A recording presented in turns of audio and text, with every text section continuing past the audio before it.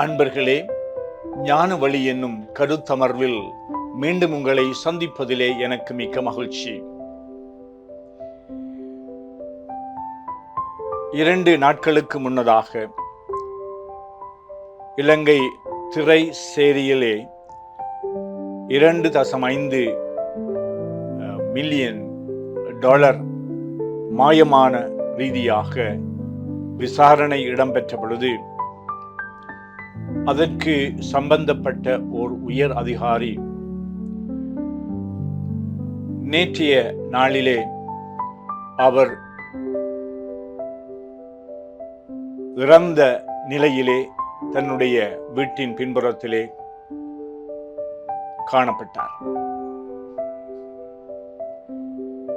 இப்படி ஒரு உயர் அதிகாரி அவர் கொலை செய்யப்பட்டாரோ தற்கொலை செய்து கொண்டாரோ என்ற அந்த நிலையிலே இந்த உயிருக்கு ஆபத்துக்கள் வந்து கொண்டிருக்கின்றன, அல்லது எங்களுடைய நாட்டில் கடந்த காலத்தில் இடம்பெற்ற பல மோசடிகள், கொலை, கொள்ளை,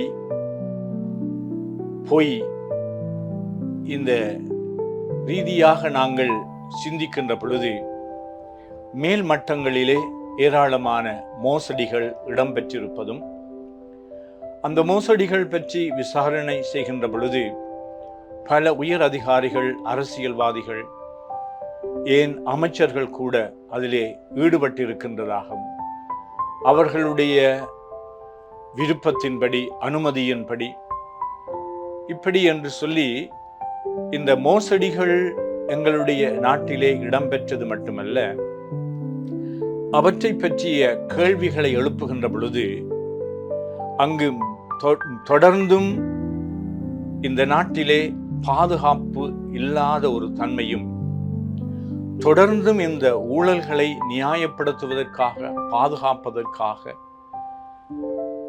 கொலைகளை கூட செய்வார்கள் என்றும் பார்க்கின்ற பொழுது பாதுகாப்பு, ஒழுக்கம் ஒரு பெரும் சவாலாக, பிரச்சனையாக அமைவதை நாங்கள் பார்க்கின்றோம். ஒழுக்கம் விழுப்பம் தரலான், ஒழுக்கம் உயிரினும் ஓம்பப்படும் என்று திருவள்ளுவர் அழகாக சொல்லி இருக்கின்றார். நல்ல ஒழுக்கம்தான் மனிதனை உயர்வாக காட்டுகின்றது. அதனால் அதை உயிரை விடவும் முக்கியமானதாக பாதுகாக்க வேண்டும் என்று சொல்லப்படுகின்றது. ஒரு மனிதன் மனிதனாக இருப்பதற்கு, உயர்வான மனிதனாக இருப்பதற்கு தார்மீகம் என்பது மிக மிக முக்கியமானது. போலி வழிகளிலே பதவி பட்டங்களை தக்க வைப்பதும், போலி வழிகளிலே செல்வத்தையும் சொத்துக்களையும் பெருக்குவதும், போலி வழிகளிலே சுகபோகங்களை அனுபவிப்பதும் என்று அப்படியான வாழ்வு உயர்வான வாழ்வு அல்ல என்று மறைமுகமாக திருவள்ளுவர் சொல்லுகின்றார். இந்த வேளையிலே நாங்கள் பொதுவாக ஏனைய சமயங்களை நாங்கள் நோக்குகின்ற பொழுது ஒழுக்கம் என்பதை கிறிஸ்தவ நெறிமுறையில் அல்ல, இந்து சமயத்திலே தர்மம் என்று அழைக்கப்படுகின்றது. தர்மம் என்றால் கடமை, நீதி, ஒழுங்கு என்பதை குறிக்கின்றது. கடமைகளை சரியாக செவ்வனே செய்கின்ற பொழுது அங்கு தர்மம் நிலைநாட்டப்படுகின்றது. ஆகையினாலே ஒழுக்கம் என்பது சரியான வழியிலே வாழ்வது என்பதுதான் இந்த சமயம் கோடிட்டு காட்டுகின்றது. தர்மம் அதிகமாக சமூக பொறுப்பு மற்றும் வாழ்க்கை நிலை மீது கவனம் செலுத்துகின்றது. அது மட்டுமல்ல, ஒழுக்கம் என்பது நடத்தை அல்லது குண நலம் என்று நாங்கள் விவரிக்கலாம். பௌத்த சமயத்தை நோக்குகின்ற பொழுது முக்கியமாக அஹிம்சையை முன்னிறுத்தி போதிக்கப்பட்ட இந்த புத்த பெருமானுடைய போதனையிலே ஆசை கட்டுப்பாடு, துன்பத்திலிருந்து விடுபடு என்று சொல்லி ஆசைகளை அடக்குகின்ற பொழுது ஒருவன் துன்பங்களிலே இருந்து விடுதலை பெற்று அவன் ஒரு சுதந்திர பிரஜையாக வாழ முடியும் என்று கற்றுக் கொடுக்கின்றார். ஆகையினாலே சுய கட்டுப்பாடு, தீங்கு செய்யாமை, உள் மன அமைதி, துன்ப நிவாரணம், இப்படிப்பட்டு சமூகத்தில் நல்லவராக இருப்பது என்று இந்த பௌத்த சமயத்திலே சொல்லப்படுகின்றது. நாங்கள் கிறிஸ்தவ சமயத்தை பார்க்கின்ற பொழுது, இந்த கிறிஸ்தவ சமயத்திலே விவிலிய நோக்கிலே நாங்கள் பார்த்தால், முதலாக கடவுளுடைய அன்பு கொண்ட வாழ்வுதான் இந்த ஒழுக்கத்தினுடைய அடிப்படை தத்துவமாகும். கடவுள் அன்பாக இருக்கின்றார். அந்த அன்பை சுவைப்பது போல நாங்கள் இந்த அன்பை பகிர்ந்து கொடுக்கின்ற பொழுது, அன்பின் நோக்கத்தோடு ஒருவர் மற்றவரை அணுகுகின்ற பொழுது, நிச்சயமாக அங்கு நல்ல நடத்தை, ஒழுங்கான வாழ்வு அமைந்து கொள்வது.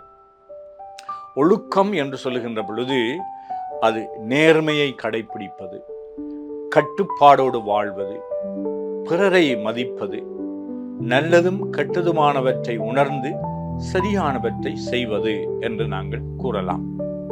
அதனாலே இங்கு திருவள்ளுவர் சொல்லுவது போல, ஒழுக்கம் நல்ல வழியில் நெறியுடன் கட்டுப்பாடோடு வாழ்வுகின்ற பொழுது மனித வாழ்வு மேம்படுகின்றது.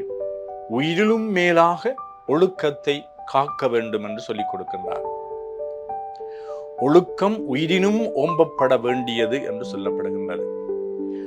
இங்கு நாங்கள் கிறிஸ்தவ கண்ணோட்டத்திலே பார்க்கின்ற பொழுது, கிறிஸ்தவ நெறிமுறைகளிலே கிறிஸ்டியன் மொராலிட்டி என்று சொல்லப்படுகின்றது. இந்த கிறிஸ்தவ ஒழுக்க நெறி அல்லது நெறிமுறையிலே அன்பை முன் வைத்து இயேசு அழகாக மலைப்பொழிவிலே போதித்திருக்கின்றார். மோசே என்கின்றவருடைய ஒரு தலைமத்துவத்திலே ஒரு இனமாக யூத இனம் வழிநடத்தப்பட்டது. அவர்கள் அடிமைகளாக இருக்கின்ற பொழுது அந்த அடிமைத்தனத்திலே அவர்கள் மாண்புள்ளவர்களாக வாழ முடியாது என்பதை காண்கின்ற கடவுள் அவர்கள் மீது அன்பு கொண்டு அவர்களை தெரிவு செய்கின்றார். அவர்களை அரசியல் அடிமைகள், பொருளாதார சமூக அடிமைகளாக மட்டுமல்ல, அவர்களுடைய உள்ளார்ந்த ரீதியாக அவர்களிடம் இருக்கின்ற அடிமைத்தனத்திலே இருந்து அவர்களை விடுதலை செய்வதற்காக ஒரு நீண்ட பயணத்தினூடாக மோசேயினுடைய தலைமத்துவத்திலே அவர்களை வழி நடத்தி செல்லுகிறார். அவர்கள் எப்பொழுதும் அடிமை மனநிலை கொண்டவர்களாக, எப்பொழுதும் ஏதோ ஒரு கொஞ்சம் சலுகைக்காக, அங்கு இறைச்சி சாப்பிட முடியும், அங்கு எங்களுக்கு ஏராளமான தண்ணீர் கிடைக்கும் என்ற அப்படிப்பட்ட மனநிலையோடு கடவுளுக்கு எதிராக புரட்சி செய்கின்றார்கள், போராடுகின்றார்கள். இப்படிப்பட்ட அந்த அடிமை மனநிலையிலிருந்து அவர்களை விடுவிக்க மோசே பெரிதும் பாடுபட்டார். கடவுள் அவர்கள் மத்தியிலே அரும் செயல்களை செய்து, வல்ல தேவன் உங்களை நேரிய மனிதர்களாக சமூகமாக உருவாக்க விரும்புகின்றார் என்பதை சுட்டிக்காட்டினார்.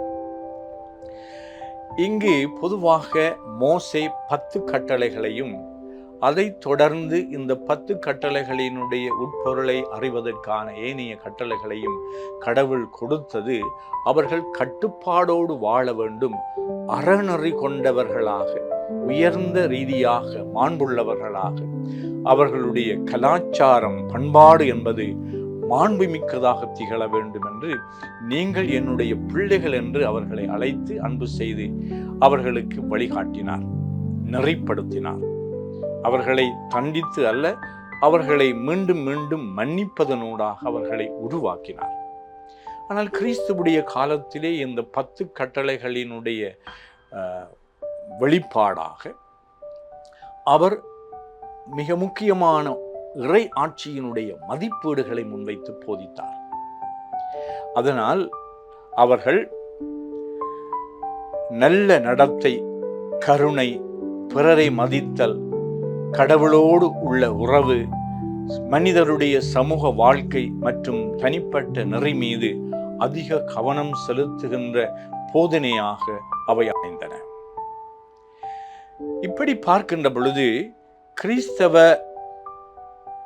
வாழ்வினுடைய ஒழுக்கத்தினுடைய அர்த்தத்தை பார்க்கின்ற பொழுது, ஒழுக்கம் ஒரு மனிதனை நேர்மையானவராக, கட்டுப்பாடுள்ளவராக, பிறரை மதிக்கின்றவராக, நல்லதும் கெட்டதுமாகியவற்றை உணர்ந்து சரியானவற்றை தேர்வு செய்யக்கூடிய மனப்பான்மையை, வளர்ச்சியை பெற்றுக்கொள்வதுதான் ஒழுக்கம் ஆகும்.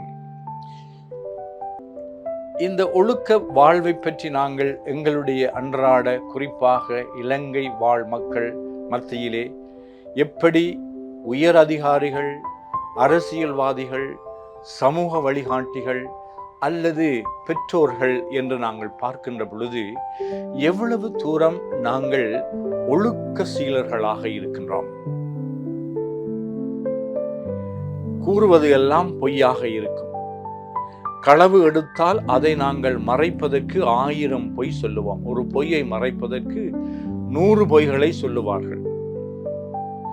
அவர்கள் களவெடுத்து விட்டார்கள், கொள்ளையடித்து விட்டார்கள் என்றால் அதை மூடி மறைப்பதற்கு கொலையும் செய்வார்கள்.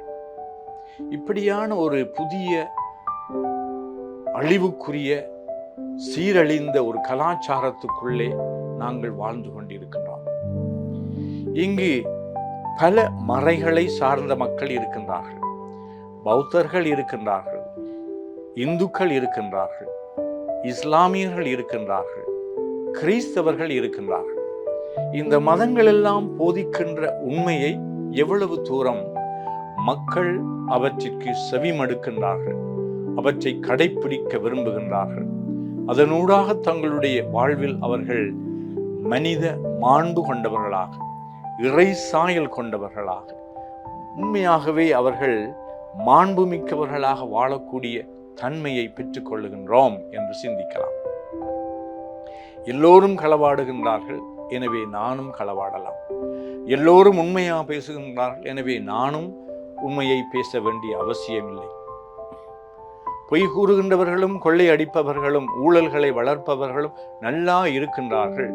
அவர்கள் சுகபோகங்களை அனுபவிக்கின்றார்கள், பதவி பட்டங்களை அனுபவிக்கின்றார்கள் என்பதனால் எங்களுடைய அறநெறி கெட்ட வாழ்வை நாங்கள் நியாயப்படுத்திக் கொள்ள முடியாது. ஆனால் நாங்கள் சிந்திப்போம். நாங்கள் மனிதர்களாக இருக்கின்றோம். எங்களுடைய சமயங்கள் எதை சொல்லி தருகின்றன என்று சிந்திப்போம். எங்களுடைய அற வாழ்விலே நாங்கள் எவ்வளவு புள்ளியை எடுக்க முடியும் உயர்ந்தவர்களாக, நாளும் பொழுதும் அதற்காக நாங்கள் உழைக்கின்றவர்களாக, அதை நாங்கள் கட்டி காக்கின்றவர்களாக, அந்த சோதனைகளை எல்லாம் வெல்லுகின்றவர்களாக, எப்பொழுதும் உண்மைக்கும் நீதிக்கும் சான்று பகர்கின்றவர்களாக இருக்கின்றோம். அதன் வழியாக நாங்கள் இந்த அறநெறி எங்களை உயர்ந்த மனிதர்களாக, அமைதியான மனிதர்களாக, உள்ள அமைதி மகிழ்ச்சி கொண்டவர்களாக எங்களை நாங்கள் வாழ்வதற்கு எங்களை இட்டுச் செல்லும் என்பதை உணர்ந்து நாங்கள் செயல்படுவோமாக. இறை ஆசீர் உங்களோடு என்றும் இருப்பதாக. நன்றி.